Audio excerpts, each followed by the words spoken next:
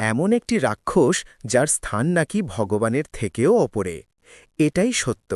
এই রাক্ষসটির নাম হল কীর্তিমুখ, যাকে স্বয়ং মহাদেব সৃষ্টি করেছে।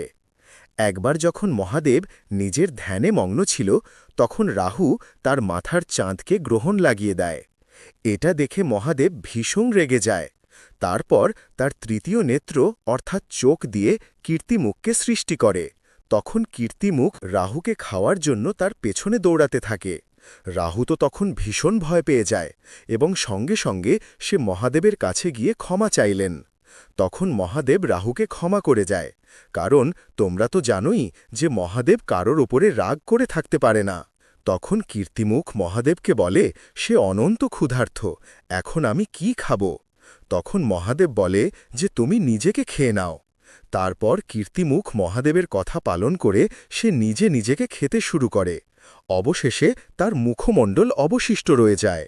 তখন মহাদেব কীর্তিমুখকে বরদান দেয় যে দরজায় তোমার মুখ লাগানো হবে, সেখানকার অশুভ শক্তিকে তুমি গ্রাস করে নেবে।